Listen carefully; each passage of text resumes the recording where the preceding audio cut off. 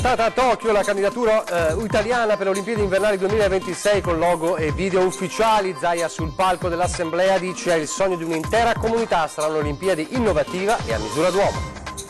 In Regione il Movimento 5 Stelle rilancia il taglio ai vitalizi degli ex consiglieri sul modello romano. La Lega dice: legge scritta male, verrà fatta a pezzi dai ricorsi. Il giorno dopo l'assalto di 3 malviventi all'hotel di Montegrotto, il sindaco annuncia in arrivo altre telecamere. Questi episodi danneggiano l'immagine turistica della città. Valore improvviso, 12enne di Portoguaro stroncato da un'emorragia cerebrale disperata, ma vana la corsa in ospedale. Condanna per spaccio di droga per il 30enne marocchino considerato il teste chiave del delitto di Cison di Valmarino con le sue dichiarazioni su Sergio Papa. I cori di montagna per la prima volta saranno eseguiti alla Fenice sabato 8 dicembre in segno di solidarietà per le zone devastate dal maltempo. Il concerto benefico si chiamerà Musica per le nostre montagne. Venezia troppo inaccessibile e lontana dalla civiltà. Con questa incredibile motivazione alcuni venditori su internet si rifiutano di spedire i loro prodotti in laguna.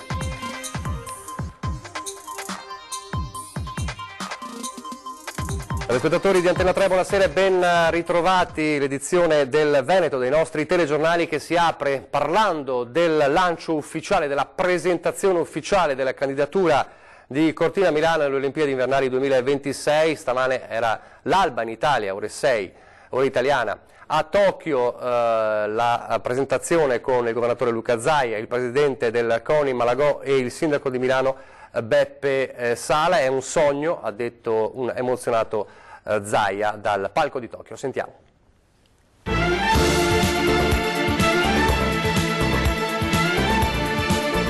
Le Dolomiti è una pista e poi le guglie del Duomo unite dal tricolore. Ecco il logo della candidatura Cortina Milano per i Giochi Olimpici invernali del 2026 presentato oggi a Tokyo. Un sogno che diventerà realtà, ha detto il presidente del CONI Giovanni Malagò, concetto ribadito dal presidente della Regione Veneto visibilmente emozionato. This is a dream that we want to make come true.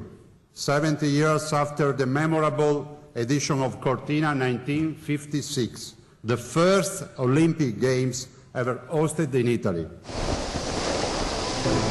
Il maestoso scenario delle Alpi ed in particolare delle Dolomiti, patrimonio mondiale UNESCO, con la ricchezza culturale di Milano, saranno la forza per i Giochi 2026. È una candidatura che parte dal basso, ha continuato Zaia di fronte al CIO. Di fronte a voi c'è tutta una comunità che ama e vuole le Olimpiadi. Cortina Milano daranno vita ad un concetto innovativo di giochi completamente in linea con le indicazioni del CIO.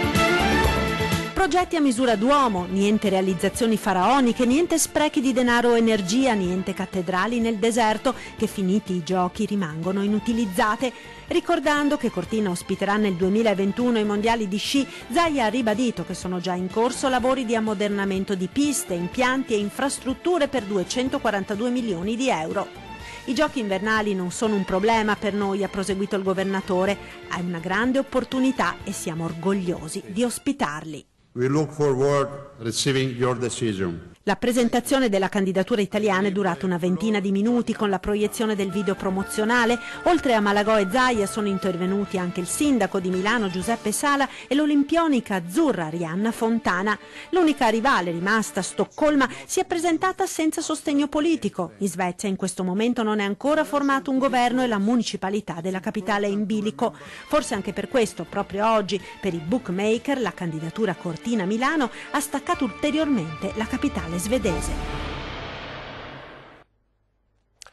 Questo accadeva a Tokyo questa mattina. Intanto oggi in regione il Movimento 5 Stelle ha rilanciato con un progetto di legge il taglio ai vitalizi degli ex consiglieri regionali sul modello romano. Sentiamo. In un emendamento alla manovra di bilancio della Regione Veneto, il Movimento 5 Stelle propone il ricalcolo di tutti i vitalizi degli ex consiglieri secondo il sistema contributivo. Cosa vuol dire? Vuol dire che andremo a vedere gli ex consiglieri regionali quanto hanno versato, se non hanno versato abbastanza per prendere il vitalizio che stanno prendendo, gli verrà decurtato della parte eccedente. Questo avviene esattamente per tutti i lavoratori, equipara anche gli ex consiglieri regionali a dei lavoratori dipendenti, insomma non si fa niente di irrazionale, non mandiamo nessuno per la strada. La proposta è ispirata ai provvedimenti approvati dalla maggioranza giallo-verde nei due rami del Parlamento. Leggi che a Roma sono state votate anche dalla Lega, ricordano i 5 Stelle. Vedremo se avranno il coraggio di fare lo stesso anche in Veneto. L'abbiamo già fatto alla Camera, l'abbiamo già fatto al Senato e adesso la stessa legge fatta apposta per la Regione Veneto l'abbiamo portata qui a Venezia, in Veneto, nella nostra bellissima regione, per estirpare alla base questo privilegio, dove vediamo purtroppo queste persone che stanno attaccate come cozzo allo scoglio dei privilegi, non se ne vogliono proprio staccare, ma non c'è nessun problema, abbiamo le leggi giuste, abbiamo gli strumenti giusti finalmente per riportare giustizia ed equità nella nostra regione. Così come scritta, replica il Presidente del Consiglio regionale, il leghista Roberto Ciambetti, la proposta verrebbe fatta a pezzi dal primo ricorso in tribunale. Approvare leggi come questa serve solo a fare propaganda politica. Mi sembra che il provvedimento presentato, che tra l'altro viene copiato pari pari quello che ha fatto Fico alla Camera, sia scritto abbastanza male. Ci sono secondo me dei passaggi che sono facilmente aggredibili in un tribunale. Quindi io non sono per fare delle leggi che poi vengono smontate o cadono al primo stormire di fronte. Questa maggioranza, ricorda Ciambetti, ha già approvato un taglio ai vitalizi degli ex consiglieri, ma nella forma giuridicamente inattaccabile del contributo di solidarietà. Questa formulazione, al contrario di quella dei 5 Stelle, reggerà i ricorsi già presentati. Per questo non siamo preoccupati dalla recente sentenza della Cassazione in merito alla vicenda degli ex consiglieri friulani. C'è una sentenza già arrivata al primo, mi pare anche al secondo grado di giudizio in Piemonte su un provvedimento uguale che dà ragione al Consiglio regionale. Quindi io penso che il contributo di solidarietà, perché è previsto in maniera proporzionale e anche adeguata rispetto al volume, ai percettori dell'indennità differita, e limitato nel tempo, sia una cosa che assolutamente può essere difesa e che mi auguro darà ragione a quanto fatto dal Consiglio regionale.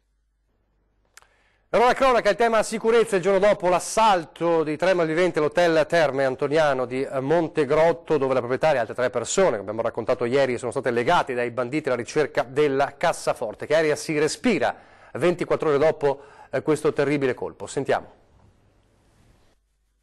Si prepara l'albergo alle vicine feste di Natale, si cerca di dimenticare quanto accaduto lunedì sera all'hotel Terme Antoniano di Montegrotto. Erano le 20:30 quando 3 persone entrano nella hall, bloccano il portiere di notte, poi la proprietaria, un'amica e un ospite del corso di nuoto che si tiene nel periodo di chiusura vengono fermati, legati con delle fascette, la bocca tappata.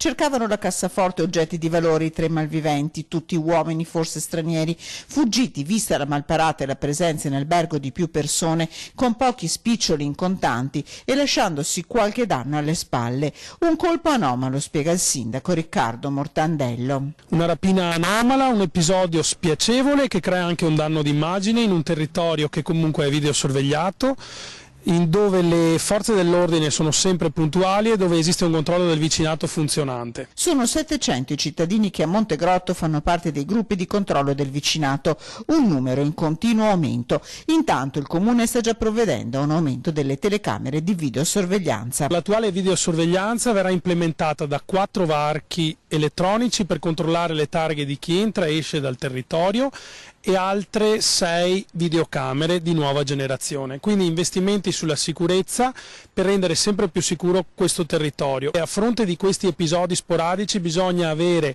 il coraggio di reagire, di fare tessuto sociale e col controllo del vicinato lo stiamo dimostrando. Non dobbiamo noi essere preoccupati dei ladri, ma devono essere i ladri preoccupati di un territorio che è molto più grande di loro e che li osserva. Intanto a Padova, attimi di paura a ridosso della stazione con uno spacciatore che stava minacciando con un coltello e una mannaia un negoziante. I nomi sono i più vari, molti negozi multietnici. Sono pochi gli italiani sopravvissuti in via Tommaseo a ridosso della stazione di Padova. Attimi di terrore si sono vissuti nel pomeriggio di martedì. All'interno di un bazar gestito da un cinese è in corso una furibonda lite a minacciare il commerciante, uno spacciatore. La scena viene notata da una passante che vede lo spacciatore brandire coltello e mannaia. Terrorizzata, la donna chiama i carabinieri. Sul posto arrivano i militari che immobilizzano arrestano lo spacciatore, un tunisino di 51 anni, e lo portano in caserma. Una lite per motivi banali, si scopre. Apparentemente calmo, il tunisino dei carabinieri si scaglia contro uno dei militari e tenta di morderlo. A quel punto viene accompagnato in pronto soccorso e sedato. Per lui scatta l'arresto. Addosso, oltre al coltello e alla mannaia, i carabinieri gli trovano 20 grammi di eroina suddivisa in dosi, pronte per essere spacciate. Intanto la cronaca nazionale riporta alla ribalta il tema della legittima difesa e la Lega in Regione chiede al Parlamento di accelerare il percorso della nuova legge. Nuovo appello dal Veneto al Parlamento perché approvi quanto prima una riforma dell'ordinamento sulla legittima difesa. È vitale che la proposta della Lega diventi realtà, invoca l'assessore regionale Roberto Marcato dopo l'ultimo controverso episodio di cronaca avvenuto in provincia di Arezzo. Questo imprenditore, dopo aver subito 38 furti, cioè non uno, 38 furti, lui era costretto a vivere di notte, a dormire di notte nella sua azienda. Cioè questo schiavo del suo lavoro, per difendere il proprio lavoro.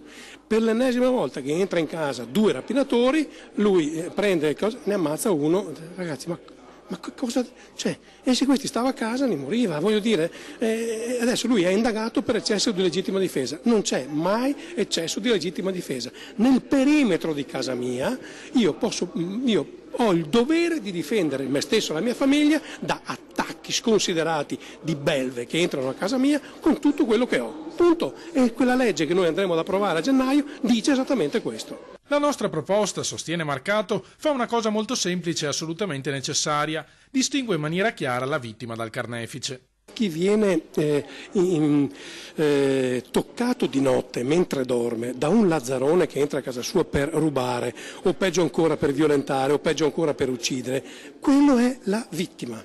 Quello che viene a casa tua per rubare, per uccidere, per violentare è il carnefice. Ecco, questa legge dice una volta per tutte chi è la vittima e chi è il carnefice. E la vittima si può e deve potersi difendere come meglio crede. Se poi qualcuno ci rimette una gamba, un orecchio, un occhio, la vita, cioè ragazzi, se te fai l'idraulico, se fai l'operaio, non hai questo rischio. E stai a casa tua e non fai il lazzarone. A Portogruaro adesso torniamo alla cronaca, una comunità sconvolta per la tragedia di Filippo, un bimbo di 12 anni appena stroncato da una emorragia cerebrale. Un malore improvviso non ha lasciato scampo a Filippo, un bimbo di 12 anni residente a Portogruaro con mamma e papà che si è spento ieri nell'ospedale di Padova. Durante la notte i genitori si erano accorti che qualcosa non andava, Filippo non rispondeva e si sono recati al pronto soccorso di Portogruaro dove è stato sottoposto ad una TAC che ha rivelato una grave emorragia cerebrale. Filippo era già in coma. Immediato il trasferimento a Padova, ma nonostante la tempestività nel pomeriggio il cuore del 12enne ha smesso di battere. Nessuna avvisaglia per i genitori. Secondo i medici si è trattato di un'emorragia cerebrale fulminante. Sabato Filippo avrebbe compiuto 13 anni. Mamma Cinzia e papà Nicola, conosciuti a Portogruaro, l'avevano iscritto alla scuola vescovile del Marconi, dove frequentava la terza media. Non è escluso che venga disposta l'autopsia per fare piena chiarezza sulle cause del decesso. Lo stabilirà l'autorità padovana che deve rilasciare il nulla osta per i funerali del piccolo. Ancora in primo piano il tema dei rifiuti e dello smaltimento dei rifiuti, soprattutto ovviamente quelli pericolosi, i casi con le inchieste delle cave di Paese e Noale, i rifiuti sotto sequestro. Oggi l'ultimo giorno del forum di Lega Ambiente a Treviso, si è parlato di norme per lo smaltimento ma anche di rischio di infiltrazioni delle ecomafie.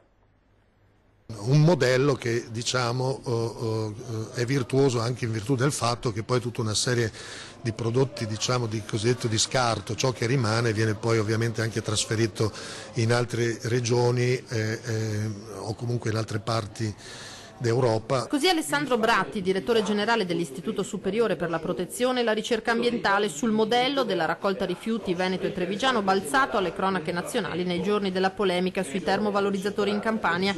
Bratti presente al forum sui rifiuti promosso da Lega Ambiente. Bene differenziare, ma se il prodotto recuperato è troppo, ecco che nascono altri problemi come i roghi che si sono succeduti negli stabilimenti di trattamento veneti. Di natura in buona parte colposa, forse qualcuno anche doloso, ma questo lo stabilirà l'autorità giudiziaria, che hanno investito pesantemente questa regione, così come hanno investito la Lombardia. Questo in parte anche dovuto al fatto che si è chiuso un mercato importante, che era il mercato della Cina, che assorbiva una gran parte di materiale plastico, diciamo, di scarsa qualità.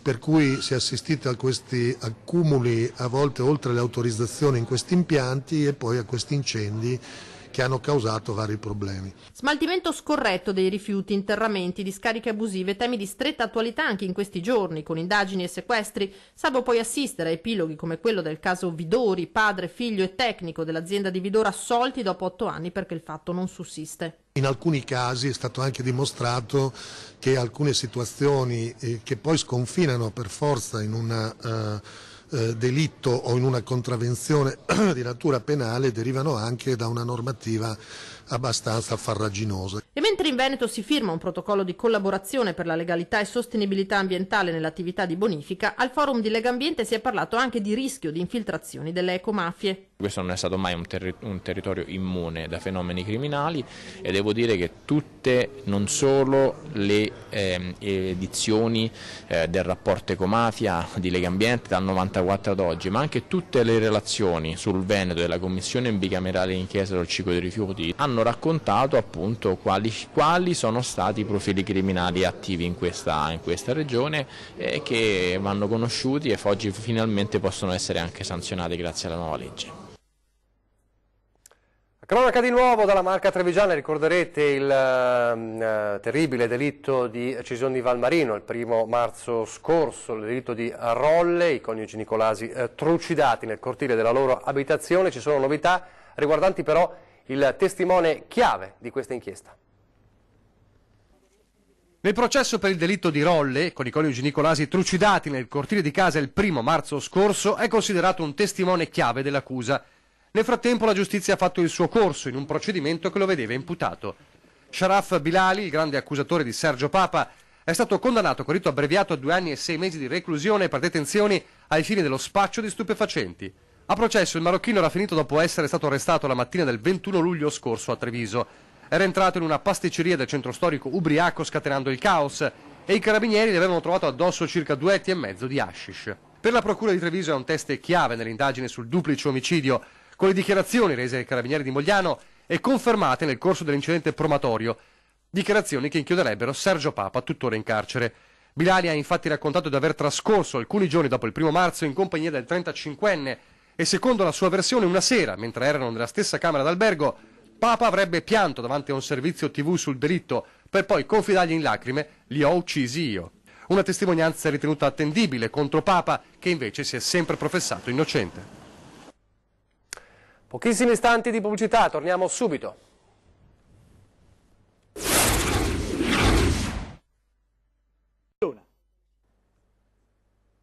Rieccoci in studio in diretta, il telegiornale del Veneto, per parlare della corsa solidale per la montagna devastata ormai a quasi un mese dal disastro del maltempo, perché i cori di montagna per la prima volta saranno eseguiti alla Fenice. Accadrà il sabato 8 dicembre. Si tratta della prima volta, è stata voluta in segno di solidarietà per la montagna martoriata dal maltempo. Il concerto benefico intitolato Musica per le nostre montagne, a cura di Beppi De Marzi, ed è finalizzato a raccogliere fondi che il sindaco di Venezia, Luigi Brugnaro, consegnerà poi nelle mani del presidente della regione Luca Zaia quando saranno appunto raccolti. Aveva annunciato questa iniziativa proprio pochi giorni dopo il disastro del maltempo. Si concretizzerà tutto l'8 dicembre alla Fenice, con i cori di montagna che quindi saliranno per la prima volta sul palco della Fenice. Restiamo a Venezia, ma è una storia invece paradossale quella che vi raccontiamo, la storia di una motivazione davvero incredibile con la quale alcuni venditori su internet si rifiutano di spedire i loro prodotti e la loro merce proprio in laguna. Le comunico che ho annullato il suo ordine perché noi non spediamo nelle isole o lagune. Il surreale messaggio è arrivato a un giovane veneziano da un commerciante che vendeva i suoi prodotti tramite un noto servizio online. L'assurda vicenda è stata raccontata da Venezia.com, che ha reso noto l'episodio su Facebook. È abbastanza incredibile perché appunto è come hanno scritto: non consegniamo nelle isole, nelle lagune, come se Venezia fosse dentro a un bayou della Louisiana, in mezzo ai coccodrilli. Immediatamente si è scatenata una pioggia di commenti. Molti residenti nella città storica hanno rivelato di aver avuto esperienze simili, soprattutto con venditori italiani. A motivare la scelta il sovrapprezzo di circa 15 euro applicato da alcuni servizi di spedizione alle cosiddette aree remote. Peccato che Venezia non sia esattamente un'isoletta sperduta e distante dalla civiltà. Siamo collegati al mondo via auto, via treno, via aereo, via barca, a piedi, cioè non ci dovrebbero essere dei grossi problemi per fare una consegna qui a Venezia. Questo episodio, osserva Matteo Secchi, portavoce della storica associazione di residenti, potrebbe essere uno spunto per riflettere sulla percezione distorta della nostra città, spesso diffusa in altre zone del paese.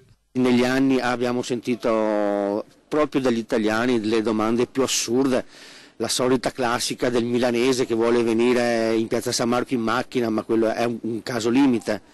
Però appunto spesso Venezia non è conosciuta come dovrebbe essere. Stefano Fracasso, il capogruppo del Partito Democratico in Regione, e Simone Scarabelli, il consigliere regionale del Movimento 5 Stelle, sono loro gli ospiti di questa sera di 20:10 con Ferdinando Avarino. Tanti temi sul piatto, dalla questione vitalizi, ma ancora una volta il caso rifiuti, il decreto sicurezza e la legittima difesa. E adesso vi lascio alle previsioni del tempo. Grazie per averci seguito. Arrivederci.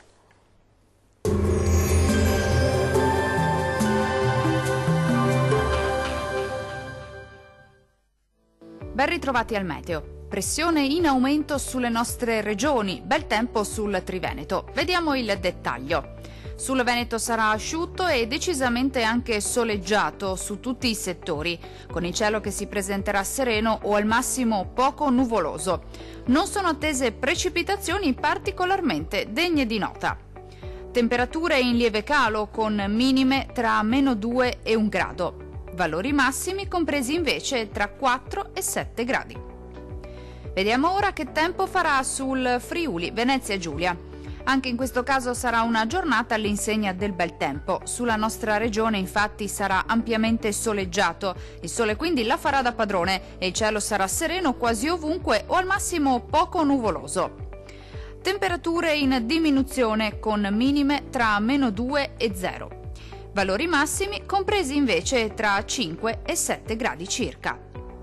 Vediamo infine la situazione meteorologica del Trentino Alto Adige.